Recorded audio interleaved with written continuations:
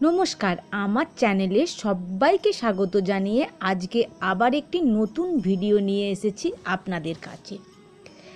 শ্রুতি ভক্তবৃন্দ, আজকে আপনাদের কাছে আলোচনা করব সদা সর্বদাই হরিনাম করলে মানব জীবনে কি কি লক্ষণ দেখা যায়। আজকের এই ভিডিওটি খুব মনোযোগ সহকারে শুনবেন, কারণ এই ভিডিওর মাধ্যমে আপনার জীবনও পরিবর্তন হতে পারে। আজকের এই ভিডিও থেকে আপনার জীবনও সুখ সমৃদ্ধিতে ভরে যেতে পারে। কোনো মানুষ যখন হরিনাম করে তখন সে বুঝতে পারে না তার জীবনে কি কি শুভ জিনিস ঘটছে, কি কি ভালো জিনিস ঘটছে। প্রথম যখন সে হরিনাম করে তখন তার মাথায় অনেক রকম খারাপ চিন্তাভাবনা আসে। সে চোখ বন্ধ করে যখন হরিনাম করতে লাগে তার সামনে অনেক কিছু খারাপ জিনিস আসে। সে বুঝতে পারে, সে অনুভব করতে পারে, তার সামনে সেগুলি ছবির মতো চলে আসে। কিন্তু ভগবান শ্রীকৃষ্ণ বলেছেন, যে নিরন্তর হরিনাম করে সে অবশ্যই আমাকে প্রাপ্ত করে, সে অবশ্যই বৈকুণ্ঠ ধাম লাভ করে। যে নিরন্তর হরিনাম করে তার জীবনে অনেক কিছু লক্ষণ দেখা যায়। সেই লক্ষণগুলি আজকে আলোচনা করব আজকের এই ভিডিওর মাধ্যমে। এই আলোচনার জন্য আপনাদের কাছে একটি ছোট গল্প বলে শোনাবো। সেই গল্পটি সামান্য নয়, গল্পটি একটি অসামান্য গল্প। গল্পটি নারদ মুনি এবং ভগবান শ্রী নারায়ণের একটি কথোপকথন। কিছু জানার উদ্দেশ্যে নারদ মুনি ভগবানকে কিছু প্রশ্ন করেছিলেন। ভগবান, হরিনাম করলে কি ফল প্রাপ্ত হয়? ভগবান নারায়ণ একটু মৃদু হেসে নারদ মুনিকে বললেন, নারদ, তুমি পৃথিবীতে গিয়ে যাকে সবার প্রথমে দেখবে তাকে এই প্রশ্নটি করবে। যথারীতি নারদ মুনি মর্তে গিয়ে কিছু দূর যেতে যেতে দেখতে পেলেন গোমাতা বিষ্ঠা ত্যাগ করছেন এবং তার মধ্যে একটি কৃমি লাফাচ্ছে। নারদ মুনি সেই কৃমির কাছে জিজ্ঞাসা করলেন, আচ্ছা, হরিনাম করলে কি ফল লাভ পাওয়া যায়?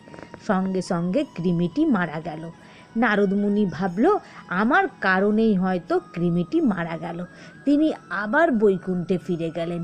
ফিরে গিয়ে সব জানালেন তার আরাধ্য ভগবানকে। ভগবান নারায়ণ সব শুনে বললেন, তুমি পূর্ব দিক বরাবর চলে যাও, দেখবে একটি গরুর বাছুর হয়েছে, তাকে তুমি গিয়ে এই প্রশ্নটি করবে। নারদ মুনি তখন নারায়ণের কথা শুনে যথারীতি পূর্ব দিক বরাবর গেলেন। দেখতে পেলেন সত্যিই সেখানে একটি ছোট্ট গরুর বাছুর হয়েছে। নারদ মুনি সেই গরুর বাছুরটিকে জিজ্ঞাসা করলেন, আচ্ছা, হরিনাম করলে কি ফল লাভ হয়? বাছুরটির সাথে সাথে মারা গেল। ভয় পেয়ে গেলেন তখন তিনি। মনে মনে বললেন, আমি শেষে কিনা গোহত্যার কারণে অপরাধী হলাম। ভগবানকে মনে মনে বলতে লাগলেন। সব কিছু জেনেও ভগবান অন্তর্যামী হয়েও আমাকে এই রকম একটা শাস্তি দিলেন। তিনি তাড়াতাড়ি বৈকুণ্ঠে ফিরে গেলেন এবং সেখানেও ভগবান শ্রী নারায়ণের সামনে উপস্থিত হলেন। তারপর তিনি ভগবান নারায়ণকে সব খুলে বললেন। ভগবান নারায়ণ তখন নারদ মুনিকে বললেন, তাহলে তুমি একটি কাজ করো নারদ মুনি, তুমি দক্ষিণ দিক বরাবর যাও, দেখবে রাজার একটি সন্তান হয়েছে, তাকে তুমি এই প্রশ্নটি করবে। নারদ মুনি তার আরাধ্য ভগবান শ্রী নারায়ণের কথা শুনে দক্ষিণ দিকে গেলেন। সেখানে যাওয়ার পর নারদ মুনি সেই রাজার পুত্রকে জিজ্ঞাসা করলেন, আচ্ছা, হরিনাম করলে কি ফল লাভ হয়? ছেলেটি বলে উঠল, মুনিবর, আমি তো কোনোদিন হরিনাম করিনি, কিন্তু হরিনাম শুনে আমি কৃমি জন্ম থেকে মুক্তি পেয়ে গো বৎসরূপে জন্মগ্রহণ করলাম এবং গো বৎসরূপে জন্মগ্রহণ করার পর আপনি যখন এসে আমার সামনে ফের হরিনাম করলেন, তখন আমি এই মানব জন্ম লাভ করলাম। আর এখন যখন আপনি আমার সামনে হরিনাম করলেন, এবারে আমি আর জন্ম লাভ করব না। আমি এই মায়ার বন্ধন ত্যাগ করে আমি বৈকুণ্ঠ ধামে ভগবান শ্রী নারায়ণের কাছে, ভগবান শ্রী নারায়ণের চরণে যেতে চলেছি। তাহলে আপনি ভাবুন, হরিনাম শুনে আমি মুক্তি লাভ করতে পারি। তাহলে হরিনাম করলে কি কি লাভ হতে পারে? নারদ মুনি সব কিছু বুঝতে পারলেন যে হরিনাম করলে কি লাভ করা যায়, তা ভাষায় প্রকাশ করা সম্ভব নয়। অনেক মানুষ আছেন যারা অনেক পুজো পাঠ করেছেন, অনেক মন্দিরে গেছেন, অনেক মানুষকে সেবা করেছেন, অনেক দেব দেবীকে বিভিন্ন দ্রব্য এবং পুজোর সামগ্রী দিয়ে পুজো করেছেন। হয়তো তার থেকে কিছু উপকৃত হয়েছেন, হয়তো তার থেকে কিছু ফলও লাভ করেছেন, কিন্তু সেই ফল দীর্ঘস্থায়ী নয়। কোনো মানুষ যখন সব কিছু থেকে হেরে গিয়ে সব কিছু থেকে বঞ্চিত হয়, যখন সে ভগবানের সান্নিধ্যে আসে, ভগবানের চরণে আশ্রয় করে এবং সে যখন হরিনাম শুরু করে, তখন তার জীবনে আস্তে আস্তে বিভিন্ন লক্ষণ দেখা যায়। প্রথমত, হরিনাম করলে আমাদের এই জাগতিক জগৎ থেকে এই যে মায়ার বন্ধন, তা ত্যাগ করি। একটি মানুষ যখন নিরন্তর হরিনাম করতে থাকে, তখন তার মধ্যে থেকে কাম, ক্রোধ, লোভ এগুলি তার মধ্যে আর থাকে না। আমরা জানি যে কোনো মানুষের মধ্যে যদি কাম থাকে, যদি ক্রোধ থাকে কিংবা যদি লোভ থাকে, তবে সেই মানুষের মধ্যে কোনো দিনই ভালো হবে না, কোনো দিন তার উন্নতি সাধন হবে না। হরিনাম করলে কিন্তু এই কাম, ক্রোধ, লোভ সেই ব্যক্তির জীবনে কোনো দিনই আসবে না। শুধু তাই নয়, শুধু এই জন্ম নয়, তার যদি পরবর্তী কোনো জন্ম হয়ে থাকে, তখনও তার এই খারাপ চিন্তা ভাবনা তার মনে আসবে না। কারণ ভগবান বলেছেন, হরিনাম করলে একটি মানুষের এই জন্ম কেন, জন্ম জন্মান্তর ভগবান শ্রীকৃষ্ণ তাকে কৃপা করে থাকেন। কোনো মানুষ যখন এই জড় জগতে দুঃখ, বেদনা, যন্ত্রণা এইসব জিনিস অনুভব করেন, যখন দেখে যে তার নিজের লোক, তার নিজের কাছের মানুষ তাকে ছেড়ে চলে যাচ্ছে, তাকে দুঃখ দিয়েছে, তাকে কষ্ট দিয়েছে, সে তখন কান্নায় ভেঙে পড়ে। সে তখন ভাবে, জীবনে আমার বেঁচে থেকে লাভ কি? কারণ আমার যে সবচেয়ে প্রিয় মানুষ, কাছের মানুষ, সেই আমাকে ধোঁকা দিয়েছে, সে আমাকে ছেড়ে চলে গেছে।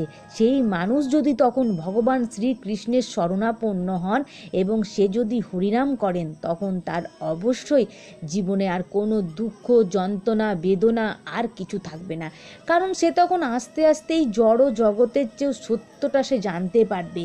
এই জড় জগতে আমরা যা দেখছি, আমাদের চোখের সামনে যা ঘটছে বা যা শুনছি, সবই মিথ্যে। এই সবই একটি ছলনা মাত্র, কিছুই আসল না। আসল জিনিস তো মৃত্যুর পর থেকে শুরু হয়। ভগবান শ্রীকৃষ্ণ বলেছেন, যে আমার শরণাপন্ন হবে, যে নিরন্তর হরিনাম জপ করবে, যাকে যমরাজ পর্যন্ত গায়ে হাত লাগাতে পারবে না, তার মৃত্যুর পর আমি নিজে আসব তাকে নিয়ে যেতে আমার বৈকুণ্ঠে। তাহলে আমরা এত কিছু জেনেও, এত কিছু বুঝেও সেটিকে অস্বীকার করে আমরা এই জড় জগতে মিথ্যা জিনিসের পেছনে ছুটে বেড়াই। কেন আমরা মিথ্যে জিনিসের পেছনে ছুটে বেড়াই, অযথা সময় নষ্ট করি? আমরা তো জানি, যখন কোনো মানুষের কাছে অর্থ থাকে না, তার পাশে কিন্তু কেউ থাকে না, তখন তার কাছে নিজের লোকও থাকে না, দেখে তাকে ঘৃণা করে, কারণ তার অর্থ নেই। সে মানুষটির পেছনে অর্থ খরচ করতে পারবে না, অতএব তার কাছে থেকে কি লাভ? কারণ এই জড় জগতে প্রত্যেকটি মানুষ স্বার্থের পেছনে ছুটে বেড়ায়। কেউ যদি কারোর কাছ থেকে কোনো স্বার্থ না পায়, তাহলে সে মানুষটির পিছনে ওই মানুষটি আর থাকে না, বা সেই মানুষটি ওই মানুষটিকে আর ভালোবাসে না। কিন্তু ভগবান শ্রীকৃষ্ণ তিনি সকলকে নিঃস্বার্থভাবে ভালোবাসেন, কারণ তার ভক্তকে তিনি সব দিন শ্রদ্ধা করেন, ভালোবাসেন। আমরা তো সবাই জানি ভগবান বারবার ছুটে এসেছেন এই ধরাধামে, কারণ তার ভক্তকে ভালোবেসে তার ভক্তের কাছে তিনি এসেছেন। আমাদের যদি ভগবান এত ভালোবাসতে পারেন, আমরা কি ভগবানকে একটুও ভালোবাসতে পারবো না?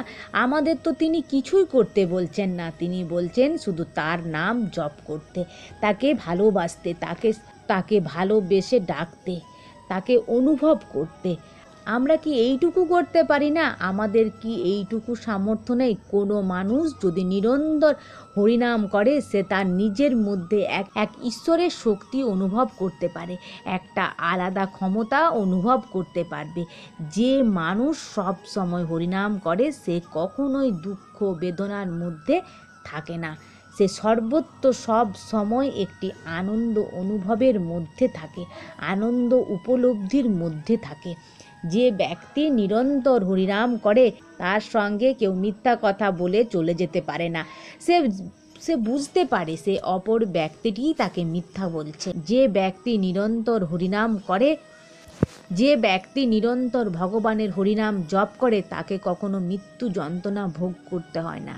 আমরা তো জানি যে প্রত্যেক মানুষকে মৃত্যু যন্ত্রণা উপভোগ করতে হয়, অনুভব করতে হয়, কিন্তু শাস্তি ভোগও করতে হয়। কিন্তু সত্যি সত্যি যে শুদ্ধাচারে নিরন্তর হরিনাম করে তার কিন্তু মৃত্যু যন্ত্রণা অনুভব করতে হয় না। ভগবান শ্রীকৃষ্ণ নিজে বলেছেন গীতায়, যে আমার নাম করে, যে আমার চরণে নিজেকে সমর্পণ করে তাকে মৃত্যু যন্ত্রণা ভোগ করতে হয় না। যেমন বাঘ যখন শিকার করে তখন শিকারিটিকে দাঁত দিয়ে কামড়ায়, কিন্তু যখন সে তার নিজের বাচ্চাকে ধরে ওই একই দাঁত দিয়ে তখন কিন্তু সে আলতো করে ধরে। ভগবান গীতায় বলেছেন যে আমার ভক্তকে আমি নিজে নিতে আসি, আলতো করে তুলে নিয়ে যায় যাতে তার কোনো কষ্ট না হয়।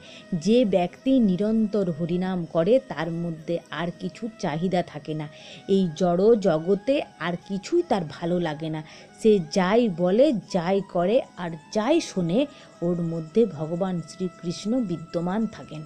আজকের ভিডিওটি আপনাদের কেমন লাগলো? যদি ভালো লেগে থাকে তাহলে অবশ্যই লাইক, কমেন্ট, শেয়ার করুন। আপনারা ভালো থাকুন, সুস্থ থাকুন এবং সাবধানে থাকুন।